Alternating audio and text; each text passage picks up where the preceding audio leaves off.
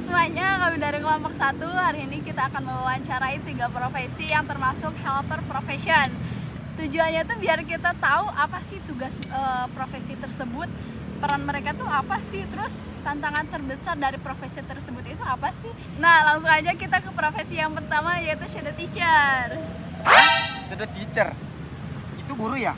Iya, guru. Apa bedanya sama guru biasa? Nah itu dia tujuan kita mewawancara itu, biar kita tuh tahu gitu loh, apa sih bedanya shadow teacher sama guru biasa, terus tugasnya apa sama guru biasa sama shadow teacher itu. Nah langsung aja, daripada banyak pertanyaan yang kita gak tahu jawabannya, mending kita langsung ngobrol aja sama shadow teacher-nya. Tapi sebelum itu kita perkenalan dulu nih dari kelompok 1.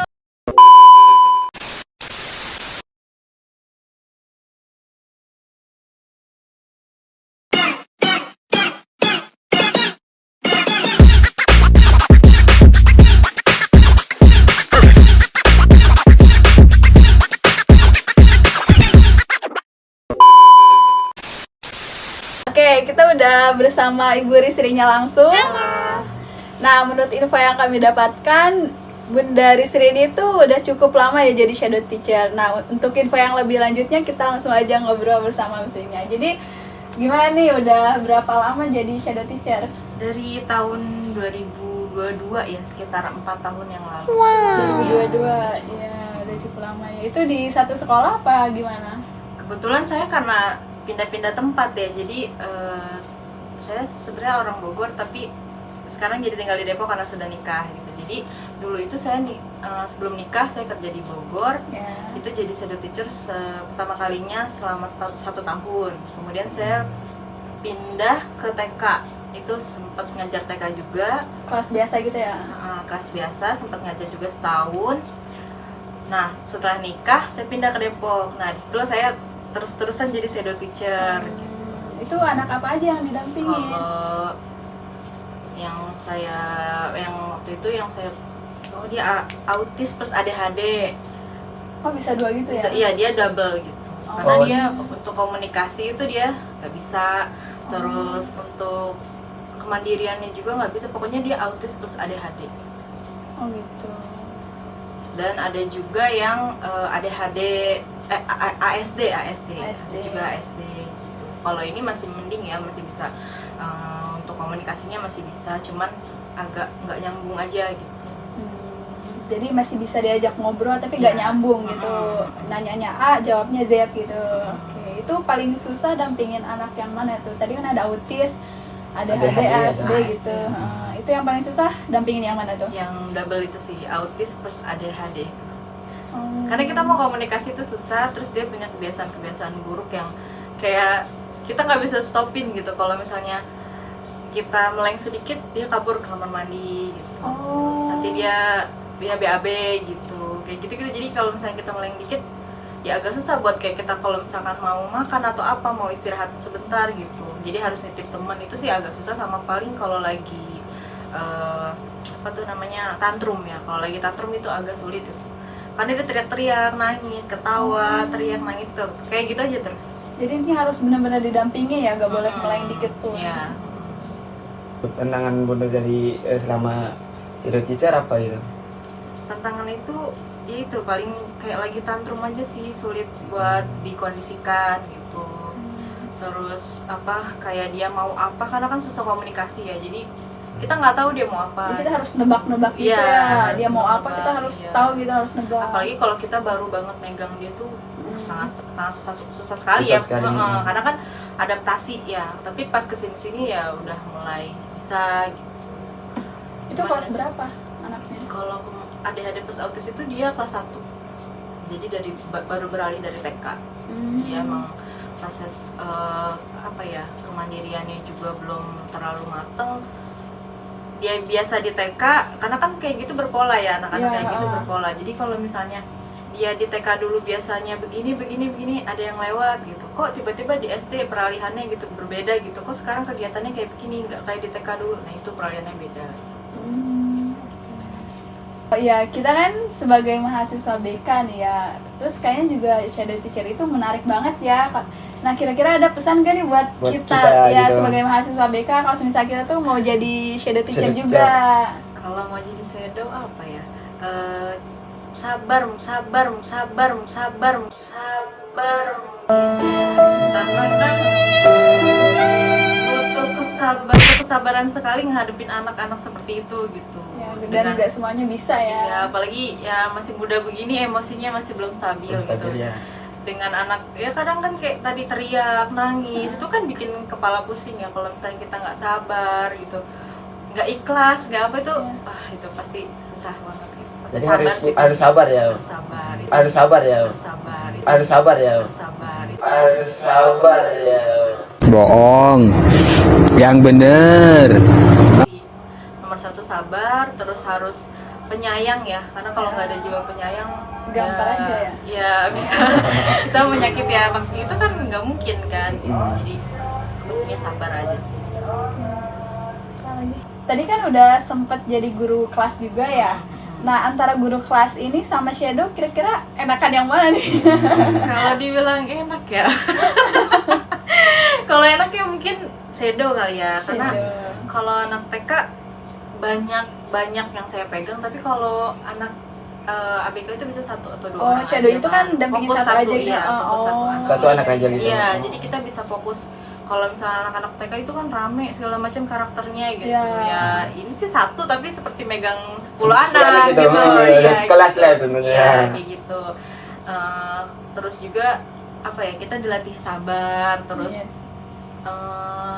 kan katanya anak ABK itu anak surga ya, jadi mungkin kita nggak tahu ya, pahala juga, jadi pahala juga karena kita nggak tahu ya kalau misalkan dia berdoa atau gimana nanti pasti surga kita ditarik ke surga gitu, masya Allah gitu kan.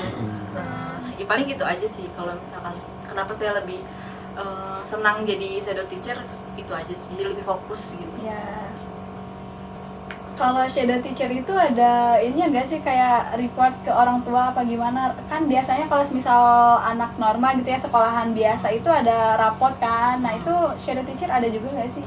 Kalau kadang tergantung ya, di sekolah itu ada berbeda-beda gitu. Ada yang pakai kurikulum inklusi, ada yang tidak gitu. Nah, untuk yang saya kemarin pegang itu ada inklusinya, kurikulum inklusi, tapi dia semacam PPI. Jadi dia per bulan itu ada seperti kalau TK itu atau SD itu RPPH ya, kayak RPPH atau RPPM gitu. Itu kalau di ini PPI namanya.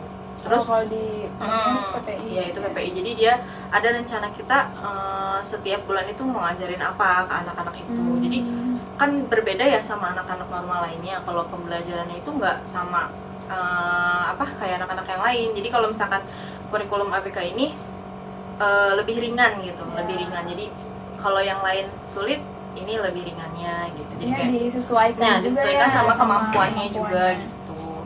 Terus ntar juga kita setiap harinya laporan gitu. Kita laporan ke orang tua untuk kegiatan hari ini seperti ini atau anaknya tantrum atau bagaimana, itu kita terus laporan ke orang tua. Ada daily reportnya ya. Sama rapotnya paling nanti kalau setiap ya seperti biasa gitu ke pembagian rapot kita juga berbeda gitu. Ada rapot perkembangan. Nah, rapot perkembangan itu dari anak ini nggak bisa apa sampai bisa apa gitu dilaporkan ke orang tua. Iya. Itu pembagian rapot sama kayak sekolah biasa pada umumnya apa gimana? Setiap semester? Sama setiap satu semester. Satu semester. Setiap habis ulangan. Nah, ulangan juga anak-anak itu berbeda. Jadi ada rapotnya yang ada ujiannya yang dibedakan sama kita sesuai kemampuannya gitu. Nah, biasanya kan satu kelas itu ada soalnya itu sama kan, tapi kalau misal anak yang didampingi itu beda soalnya. Iya, itu soalnya dibikin sama guru pendampingnya atau shadownya. Iya, seperti itu. Ujiannya mereka seperti apa gitu? Sama, tertulis. Tapi kan ini kalau untuk saya pegang kan karena dia bisa ya menulis, membaca gitu, dia bisa mengerti lah gitu. Cuman agak pemahamannya agak sederhana aja. Jadi sama seperti anak-anak normal lainnya gitu, dia silang gitu, ABC gitu, sama kayak gitu. Cuman ada kadang momen dimana kayak lagi free, kita ada yang terapi-terapi kecil gitu, seperti untuk kemandiriannya. Nah, itu dia shadow teacher. Ternyata shadow teacher ini bukan hanya sekedar guru pendamping ya, tapi juga berperan penting untuk membantu si anak dalam proses pembelajarannya sesuai dengan kebutuhan si anaknya gitu. Jadi udah tahu belum dong. Apa tuh? Shadow teacher itu dia membantu anak yang berkebutuhan khusus seperti kayak ADHD, Tuh. autis itu. Dan ternyata shadow teacher juga bikin rapat ya kayak guru-guru pada umumnya. Iya, kayak setiap semester itu satu semester sekali itu kayak guru-guru biasa kayak penilaian anak udah sejauh mana gitu. Ternyata ada PPI juga ya ternyata ya. Iya ada PPI, jadi perencanaan apa? Pembelajaran setiap bulan Individual, gitu, individual iya. gitu. Oh iya gitu. Jadi shadow teacher itu udah ngerencanain tuh dalam sebulan ke depan mereka mau ngajarin apa ke anaknya gitu. Udah rencana gitu ya. Ya. Udah bikin rencana untuk 1 bulan ke depan Kedepannya. gitu. Terus juga ternyata enaknya jadi shadow teacher gitu ya dibanding guru biasa. Tadi kalau guru biasa kan banyak ya tanggung jawabnya.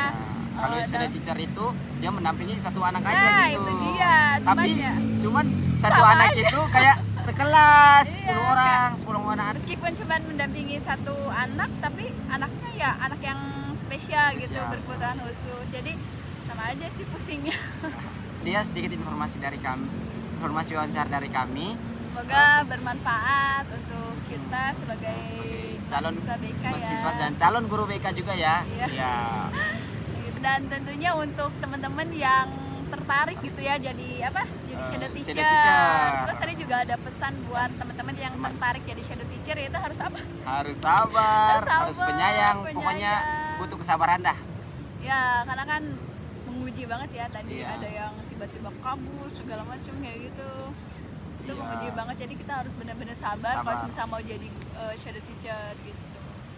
Oke. Itu semoga bermanfaat. Kita lanjut ke profesi selanjutnya. Itu apa? Pemadam sama guru BK. Oke Mbak Zara, selama Ibu menjalankan sebagai guru BK di Sekolah 109 Jakarta ini, tantangan terbesar apa yang Ibu rasakan dari awal menjadi guru BK?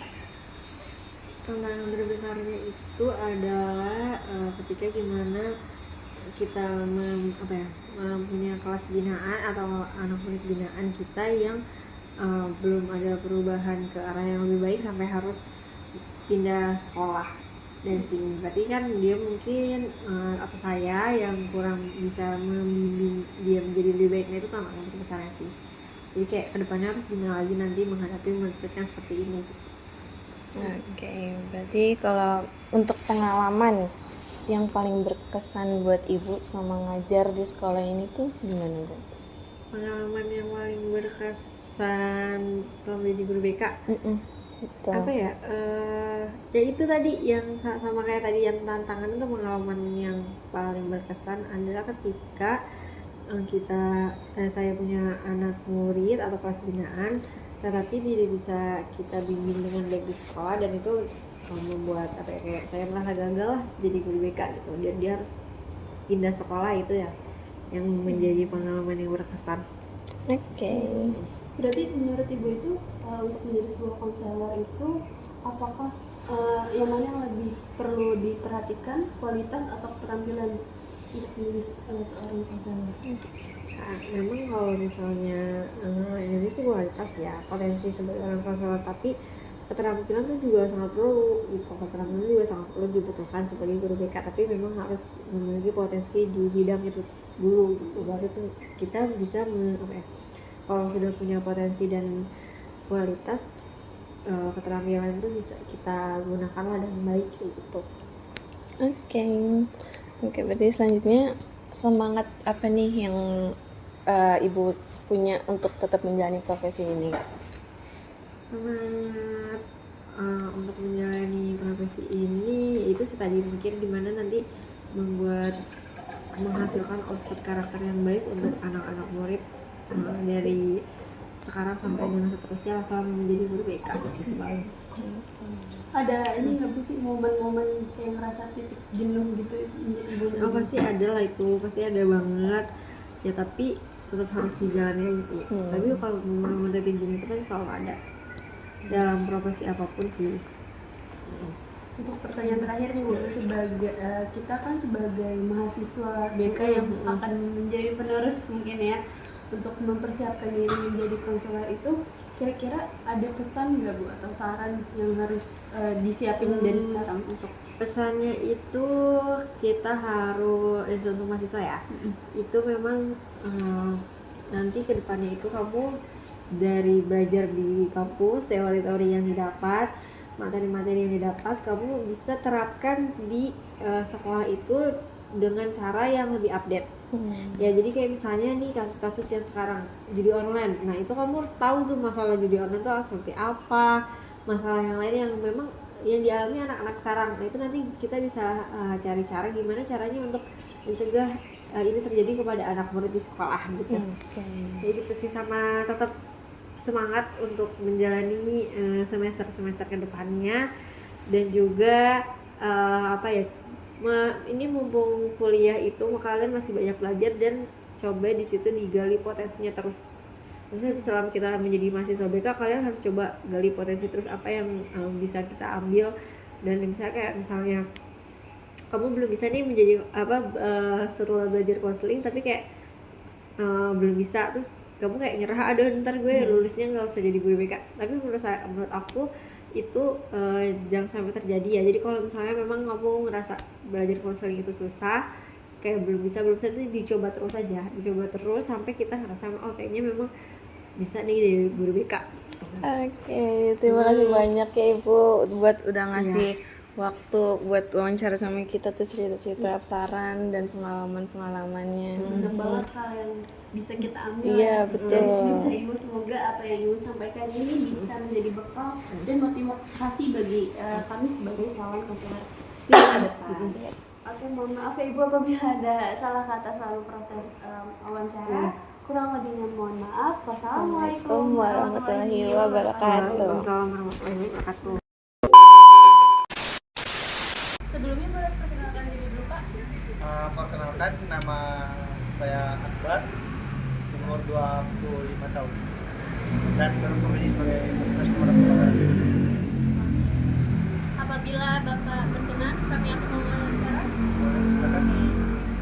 Kita langsung masuk ke pertanyaan pertama aja kali ya Pak. Apa yang melatar belakangi Bapak Akbar untuk memilih profesi pemadam kebakaran ini sebagai petugas pemadam kebakaran? Yang latar belakangi pertama saya itu adalah faktor yang pertama itu faktor ekonomi, karena pemadam kebakaran merupakan suatu profesi yang menghasilkan pendapatan tetap.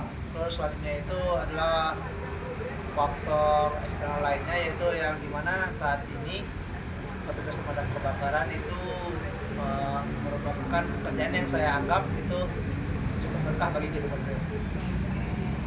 Selanjutnya, boleh Bapak ceritakan nih bagaimana perjalanan Bapak bisa jadi petugas pemadam kebakaran sampai saat ini? Awalnya jadi petugas pemadam kebakaran itu tidak pernah terpikirkan oleh saya, namun dengan perjalanan hidup sehingga saya menjadi pemadam kebakaran. Maksudnya pertanyaannya? Perjalanan Bapak selama jadi pemadam kebakaran ini? Yang awalnya itu saya cuma mendaftar dalam status sebagai CPNS dan melihat pemadam kebakaran sesuai dengan kualifikasi saya, yaitu kualifikasi SMA. Pertanyaan selanjutnya. Oke. Selama Bapak menjalankan tugas sebagai petugas pemadam kebakaran yang udah berapa tahun Pak kira-kira? Lebih setahun. Udah jalan setahun. Tantangan terbesar apa nih Pak selama ini yang pernah Bapak hadapi, terutama pada masa awal bertugas Bapak sebagai pemadam kebakaran? Tentu saja adaptasi ya dari masyarakat yang sebelum tidak mengetahui pemadam kebakaran itu sama sekali menjadi petugas pemadam kebakaran. Adaptasi di lingkungan kerja maupun saat praktik di lapangan. Di lingkungan kerja itu kami ketemu orang-orang dari berbagai latar belakang, baik suku, agama, ras maupun sebagainya. Kalau untuk di lapangan itu tantangan yang dihadapi yaitu tantangan seperti itu ke kondisi warga di lokasi.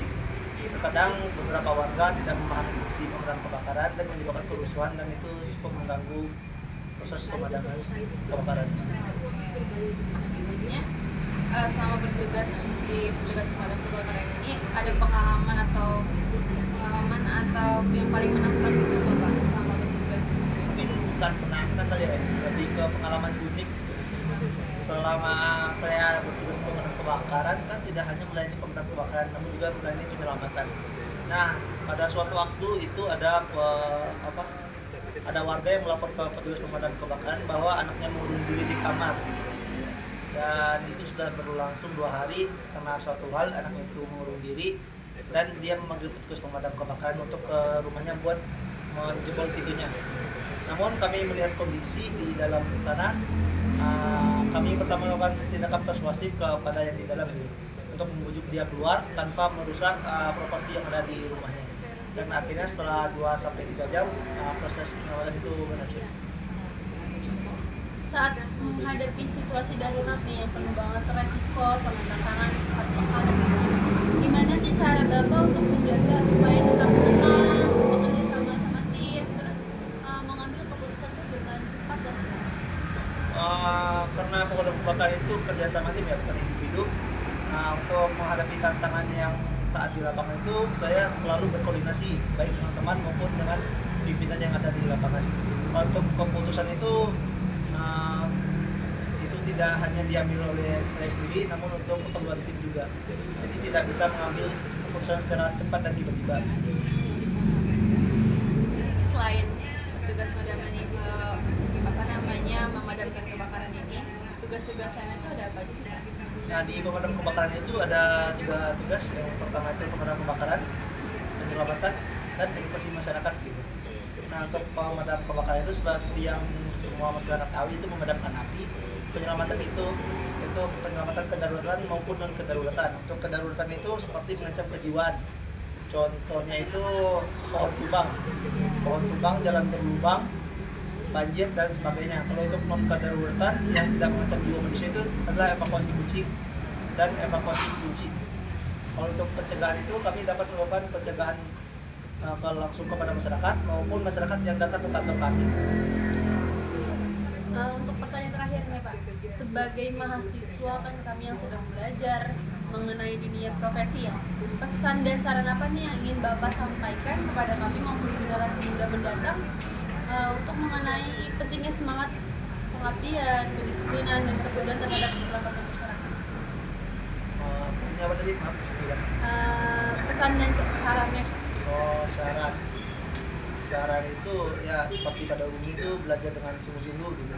Terus tetapkan satu tujuan, jangan terlalu banyak tujuan. Satu tujuan dulu diselesaikan, baru tujuan selanjutnya. Terima kasih banyak Bapak udah ngasih waktu untuk wawancara sama kita, udah ngasih banyak saran buat generasi-generasi muda selanjutnya.